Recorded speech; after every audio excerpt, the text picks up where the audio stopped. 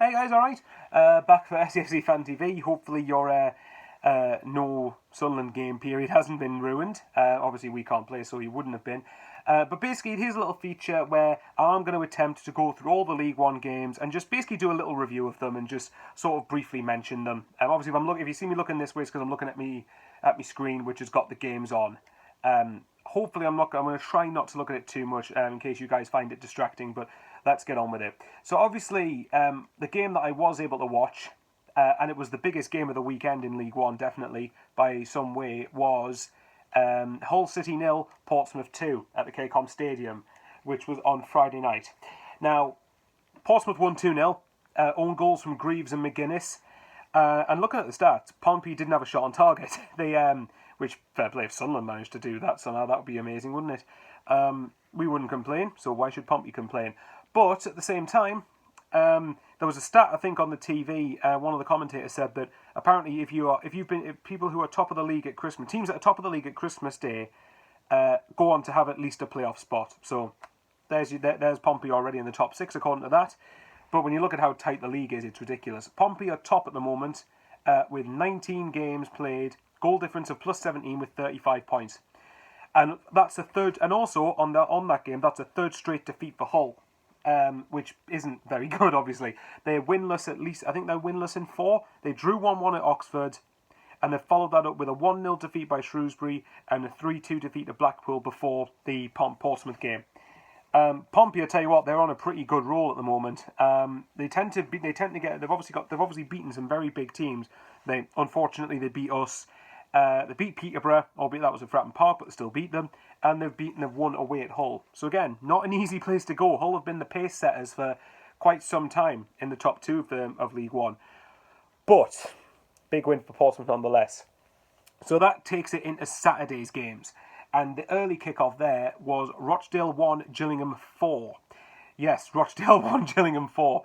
Rochdale won 5-0 away at Wigan in midweek. It just goes to show you how topsy-turvy the Football League is at the moment. Not just us, League 2 and the Championship. You've seen some bonkers scorelines there. And even in the Premier League to a lesser degree.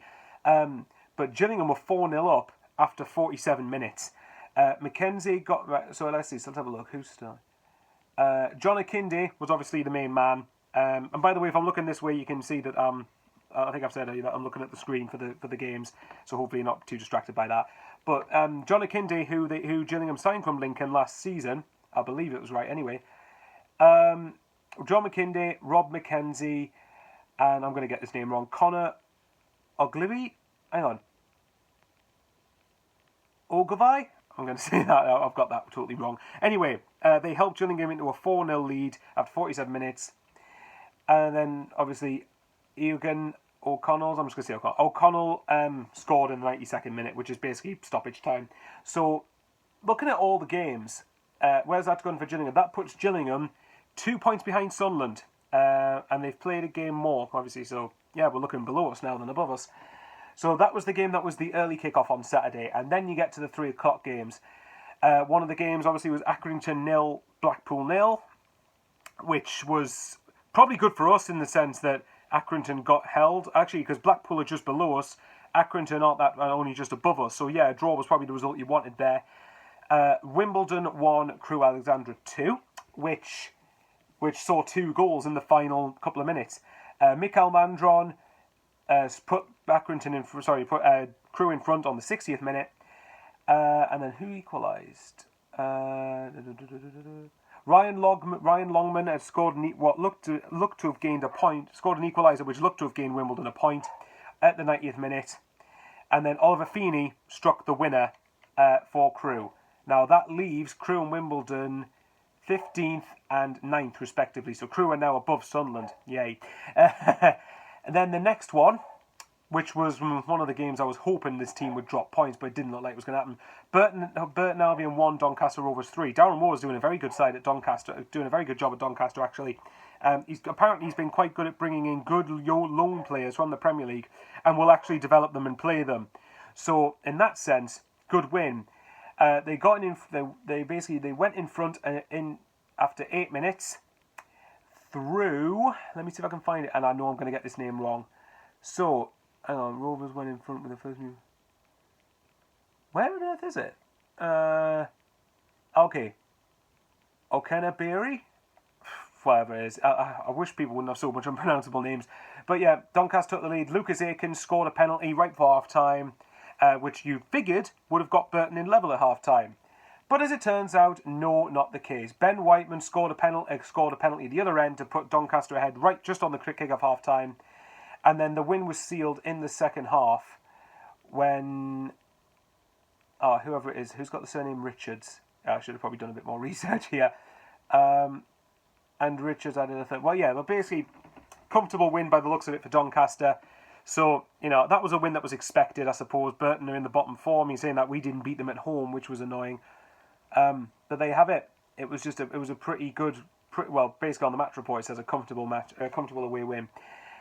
Then one of the games that did go slightly in our favour, which was at Highbury, which was Fleetwood 1, Wigan Athletic 1.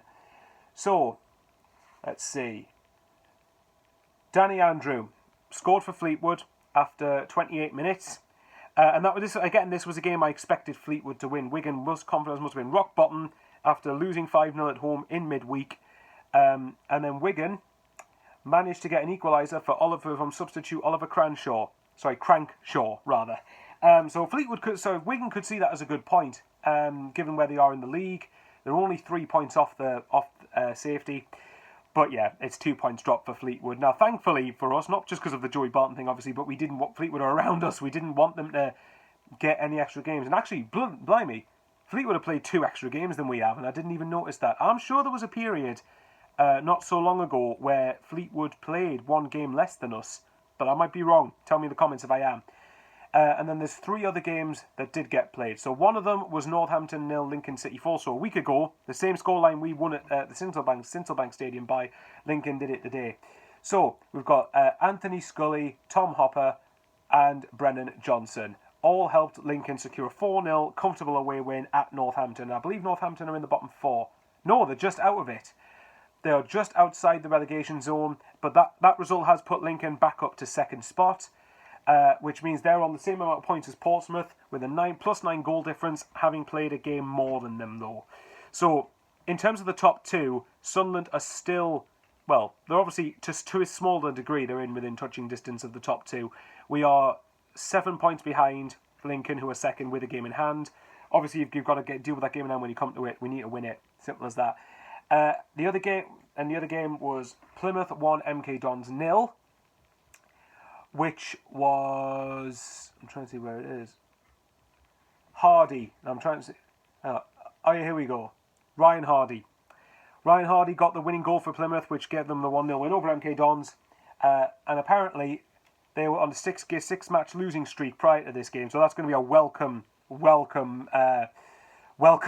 for Plymouth. So there you have it. And the last game, I know I probably prepared this really terribly. The last game, which I was actually quite relieved when I saw this result, was Swindon Town 2, Charlton Athletic 2. Now for me, what of the teams that I've watched, I think Swindon has been at least up there with the worst that we've played. And I'm not saying that to have a dig at Swindon. I felt when we played them, Sunderland won 2-0 comfortably and we didn't even have to get out of second gear. And we weren't even in first gear. That's the thing. So Swindon fans would have been frustrated, I've got no doubt, with the performance. But they actually took the lead. They took the lead in this game midway through the first half. Okay, I'm not even going to try and pronounce that name because I'm going to get it wrong. I'll just call him Dialang because that's his first name. Dialang put them 1-0 up. I think it's Omar Bogle. Yeah, Omar Bogle and Chuks Anike turned the game on its head for Charlton, which get either side of half-time, and basically looked like they were going to get them a nice away win until the 90th minute, when Brett Pittman, we all know who he is, Brett Pittman, scored the equaliser to earn Swindon a share of the spoils. So, obviously I'll stop looking at the screen now. So looking at those results, obviously Doncaster and Lincoln won, which wasn't ideal, and Portsmouth obviously beat Hull. But when you look at what the fixture list has entailed so far, again, like the last time we had a break in games, which I believe was when we were supposed to play Blackpool in mid-October, it hasn't been the very worst of it. I think still if Sunderland can get into the Accrington game on the 29th of December, if we can get into the 29th of December, at worst, only 1 or 2 points more off the top 2 than what we are now, then I think we could have a chance, but obviously it just means it puts pressure on the games coming up. Obviously, we've already talked about all this stuff on the Thursday night show, about the postponements and about everything that happened. So, look, guys, I'll love you and leave you there. I know that, sorry, this video's probably been too much for you to suffer through, so I applaud you if you've been staying this long. But there you go, that's the League One results over this weekend. Hopefully, obviously, the next time I think there's a game on Tuesday. I think Doncaster play a game in hand on Tuesday. I could be wrong though. So obviously, if they win, then the gap would still be the same to top two. Because if Doncaster do play, let's check it. If Doncaster do play, which I believe that they do, because we were supposed to play Blackpool on Tuesday. Yeah, Doncaster against Shrewsbury. So if Doncaster beat Shrewsbury, they can go top of the league, which then means the gap to top two is still 5 points. But the next set of fixtures isn't until Boxing Day. So if you guys are willing to suffer through another one of these, of me going through all the games in League One, maybe I'll try and be better prepared next time, then we'll see what happens. But anyway, guys, obviously, take care, stay safe, and also, I don't know if we're doing a video for this in the coming days, but have a very good Christmas if we don't talk, and a very safe Christmas at that.